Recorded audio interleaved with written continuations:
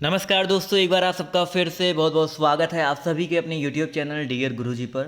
So guys, जैसा कि आप सभी को पता है कि आपकी जो तैयारी है लगातार मैं आपको करवा रहा हूँ। सुबह मैंने रीजनिंग का वीडियो दिया था और उसके साथ ही साथ एक विज्ञान वर्ग स्पेशल वीडियो दिया था। अगर आपने नहीं देखा है तो ज़रूर देखिएगा।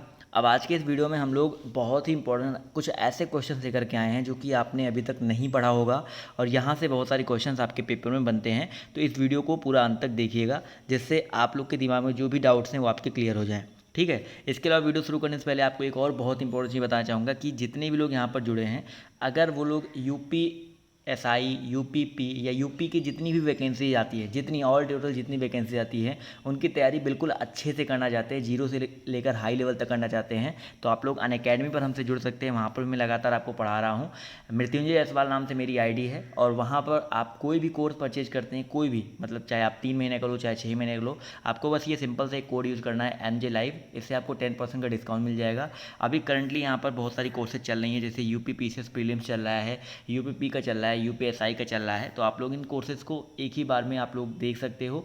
मतलब कि आपने एक बार कोर्स परचेज किया तो आप लोग हर तरह के एग्जाम की तैयारी जो है यूपी से रिलेटेड कर सकते हो। ऐसा नहीं कि यूपीएसआई का लिया तो यूपीपी का नहीं कर पाओगे, यूपीएसआई लिया तो यूपीपी भी कर पाओगे, लेखपाल भी कर पाओगे।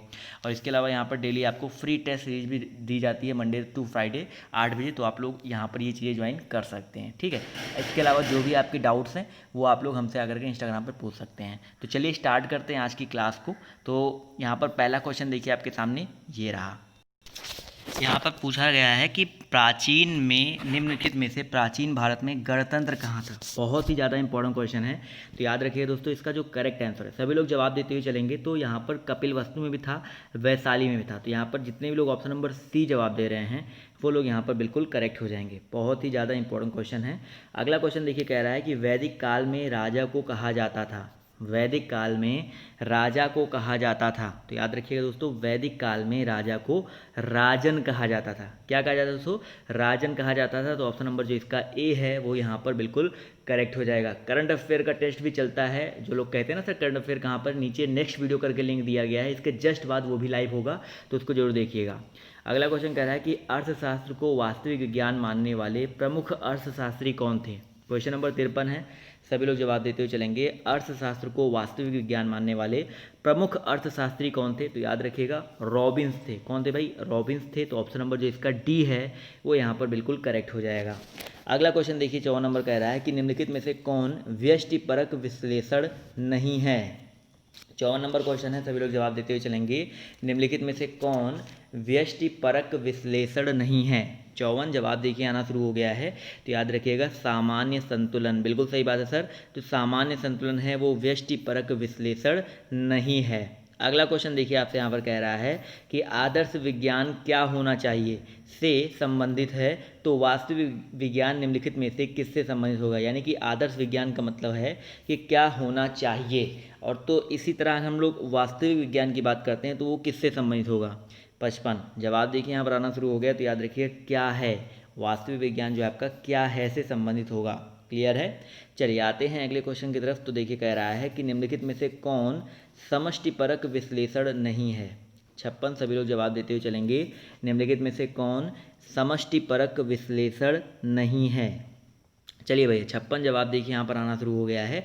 तो 56 का जो करेक्ट आंसर है आपका हो जाएगा उदासीनता वक्र द्वारा उपभोक्ता व्यवहार का हिग्स का विश्लेषण जो है आपका, ये समष्टिपरक विश्लेषण नहीं है। तो ये मैंने आपको ऑलरेडी बता रखा है कि 8 साइड स्पेशल वालों के लिए है। कला वर्ग में जो 50 क्वेश्चन अलग से आते हैं वहाँ पर इस तरह के क्वेश्चन बनते हैं। तो मैं आपको सारे करवा रहा हूँ, पढ़ते रहिएगा डेली, कुछ ना कुछ आपका वहाँ पर क्लियर होता रहेगा।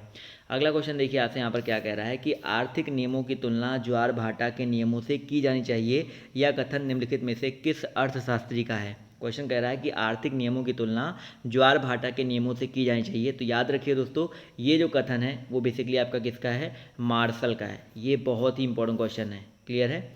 अगला क्वेश्चन देखिए कह रहा है कि माइक्रो और मैक्रो शब्द का प्रयोग सर्वप्रथम किस अर्थशास्त्री ने किया था। अब देखो कभी कभी पेपर में आता है कि माइक्रो मैक्रो कहाँ पर यूज होता है, तो बेसिकली आपका अर्थशास्त्र में होता है, याद रखिएगा। और किस अर्थशास्त्री ने सबसे पहली बार यूज किया था?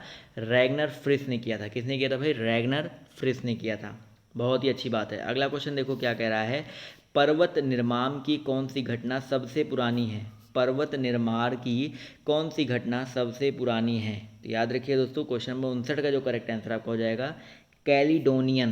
तो ऑप्शन नंबर जो इसका ए है वो यहाँ पर करेक्ट हो जाएगा। जल्दी जल्दी खत्म करते हैं टेस्ट को, क्योंकि इसके बाद आप लोग का करंट अफेयर का टेस्ट चलना है। किसका चलना है भाई? करंट अफेयर का टेस्ट चलना है। नीचे नेक्स्ट वीडियो करके लिंक दिया गया है, तो बिल्कुल भी स्किप नहीं करना आप सभी को। अगला क्वेश्चन देखिए, कह रहा है कि भौगोलिक प्रदेश का निर्धारण किया जाता है। बताइए, फटाफट जवाब देते हुए चलेंगे। भौगोलिक प्रदेश का निर्धारण जो है किया जाता है, तो याद रखिए दोस्तों, भौगोलिक प्रदेश का जो निर्धारण है वो किया जाता है भौतिक और सांस्कृतिक वातावरण के तत्वों की समानता के आधार पर। ठीक है, तो ऑप्शन नंबर जो इसका डी है वो यहाँ पर बिल्कुल करेक्ट हो जाएगा। अगला क्वेश्चन देखिए, आपसे यहाँ पर क्या कह रहा है कि पृथ्वी का कितना भाग जल से ढका है? पृथ्वी का कितना भाग जो है दोस्तों जल से ढका है? तो याद रखिए दोस्तों, पृथ्वी का कितना भाग, फटाफट जवाब देते हुए चलेंगे। तो 71% भाग। ठीक है, तो ऑप्शन नंबर जो इसका ए है वो यहाँ पर बिल्कुल करेक्ट हो जाएगा। ठीक है, अगला क्वेश्चन देखिए, आपसे यहाँ पर क्या कह रहा है कि फर्नीचर खरीदते समय ध्यान में क्या रखना चाहिए? फर्नीचर खरीदते समय ध्यान में क्या रखना चाहिए? देखिए, फर्नीचर की अगर हम बात करते हैं तो हमेशा याद रखिएगा आरामदेह भी हो, सुंदर भी होना चाहिए, मजबूत व टिकाऊ भी होना चाहिए। तो ऑप्शन नंबर जो इसका डी है उपयुक्त सभी, वो यहाँ पर बिल्कुल करेक्ट हो जाएगा। चलिए, बहुत ही अच्छी बात है। अगला क्वेश्चन देखिए, आपसे यहाँ पर क्या कह रहा है, ध्यान से देखिए। क्वेश्चन नंबर आपका यहाँ पर 63 कह रहा है, आदर्श रसोई घर की योजना होती है। आदर्श जो रसोई घर होता है वो कैसी होती है? एल आकृति वाला होना चाहिए, या खंडित एल आकृति वाली योजना, या यू आकृति वाली रसोई घर योजना, या द्विदीवार रसोई घर की योजना। तो अगर हम बात करते हैं आदर्श रसोई के बारे में, तो याद रखिएगा जो आदर्श होता है वो आपका यू आकृति की रसोई घर की योजना होती है। ठीक है, ज़्यादातर एल बनता है, बट यू आकृति की जो रसोई घर की योजना होती है वो आदर्श होती है। बट यू नो वेरिएबल की आदर्श चीज़ें, जो आइडियल चीज़ें होती है वो एग्जिस्ट नहीं करती हैं। अगला क्वेश्चन देखिए, क्या कह रहा है कि हार्मोन शरीर के किस अंग से स्रावित होते हैं? हार्मोन्स जो होते हैं शरीर के किस अंग से स्रावित होते हैं? 64 जवाब देते हुए चलेंगे सभी लोग। आई नो कि थोड़े से टफ क्वेश्चन हैं, थोड़े से ऐसे क्वेश्चन जो आपने पहली बार देखे होंगे। तो याद रखिएगा दोस्तों, 64 का जो करेक्ट आंसर है आपका क्या हो जाएगा? ऑप्शन नंबर डी हो जाएगा, नली विहीन ग्रंथियों से। ठीक है, तो ऑप्शन नंबर जो इसका डी है वो यहाँ पर बिल्कुल करेक्ट हो जाएगा। अगला क्वेश्चन देखिए, कह रहा है कि स्टैनफोर्ड विश्वविद्यालय के प्रोफेसर टर्मेन द्वारा दी गई बुद्धि की परिभाषा में किसको अधिक महत्व दिया गया है? क्वेश्चन नंबर 65 है, सभी लोग जवाब देते हुए चलेंगे। 65 का जो करेक्ट आंसर आपका क्या हो जाएगा? तो याद रखिएगा दोस्तों, इसका जो करेक्ट आंसर आपका हो जाएगा, बुद्धि अमूर्त चिंतन की क्षमता है। बिल्कुल सही बात है सर। ऑप्शन नंबर जो इसका सी है, बुद्धि जो है अमूर्त चिंतन की क्षमता है, ऑप्शन सी यहाँ पर बिल्कुल करेक्ट हो जाएगा। चलिए, आते हैं अगले क्वेश्चन पर। तो देखिए क्या कह रहा है कि किसी गर्म वस्तु को हाथ से छू लेने पर एकदम हाथ को खींच लेने का व्यवहार मस्तिष्क के किस भाग द्वारा नियंत्रित होता है? किसी गर्म वस्तु को छू लेने पर एकदम हाथ को खींच लेने का जो व्यवहार है वो मस्तिष्क के किस भाग द्वारा नियंत्रित होता है? फटाफट जवाब देते हुए चलेंगे। तो याद रखिए दोस्तों, इसका जो करेक्ट आंसर आपका हो जाएगा सुषुम्ना नाड़ी। ठीक है, स्पाइनल कॉर्ड जिसको बोलते हैं इंग्लिश में।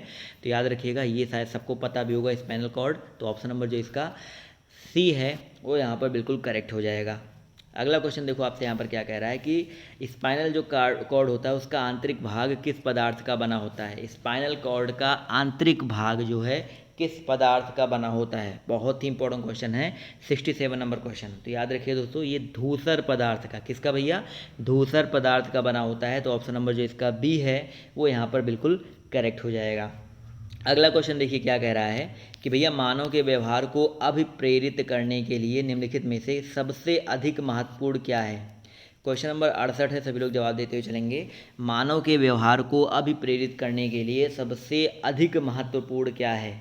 तो याद रखिए दोस्तों, यहाँ पर सामाजिक अभिप्रेरक। ठीक है, सामाजिक अभिप्रेरक जो है वो सबसे अधिक महत्वपूर्ण है। क्लियर है? चलिए, आते हैं अगले क्वेश्चन पर। तो देखिए कह रहा है कि मानव व्यवहार और मानसिक रोगों में अचेतन यानी कि अनकॉन्शियसनेस अभिप्रेरकों के महत्व को किस मनोवैज्ञानिक ने अपने सिद्धांत का आधार बनाया है? क्वेश्चन नंबर 69 है, सभी लोग जवाब देते हुए चलेंगे। इसका जो करेक्ट आंसर आपका क्या हो जाएगा? तो याद रखिएगा दोस्तों, 69 का जो करेक्ट आंसर है आपका हो जाएगा फ्रायड। ठीक है, तो ऑप्शन नंबर जो इसका बी है वो यहाँ पर बिल्कुल करेक्ट हो जाएगा। चलिए, आते हैं अगले क्वेश्चन पर। तो कह रहा है कि प्रसिद्ध मनोवैज्ञानिक फ्रायड के अकॉर्डिंग व्यक्तित्व के विकास में व्यक्ति की आयु का कौन सा काल सर्वाधिक महत्वपूर्ण है? क्वेश्चन नंबर 70 है, सभी लोग जवाब देते हुए चलेंगे। इसका जो करेक्ट आंसर आपका क्या हो जाएगा, तो याद रखिए दोस्तों, भाई यहाँ पर पूछा गया है व्यक्तित्व के विकास में व्यक्ति की आयु का कौन सा काल सर्वाधिक महत्वपूर्ण है, तो आपका प्रथम जो 5 वर्ष का औसत काल होता है, वर्ष काल जो होता है, ठीक है। तो ऑप्शन नंबर जो इसका ए है वो यहाँ पर बिल्कुल करेक्ट हो जाएगा। अगला क्वेश्चन देखिए, कह रहा है कि रामचरितमानस के रचयिता कौन है। रामचरितमानस के जो रचयिता हैं वो आपके कौन है, फटाफट जवाब देते हुए चलिएगा। इसके बाद करंट अफेयर का भी टेस्ट है, तो बिल्कुल मिस नहीं करना है। नीचे लिंक आप सभी को दिया गया है, वहाँ पर क्लिक करके आप लोग को वीडियो को लाइव को देखना है, लाइव क्लास को देखना है। तो रामचरितमानस की बात आती है तो हमेशा आपको तुलसीदास पे क्लिक करना है, ठीक है। और अगर रामायण की बात आती है तब वाल्मीकि पे जाएंगे, तो ऑप्शन नंबर सी करेक्ट होगा यहाँ पर।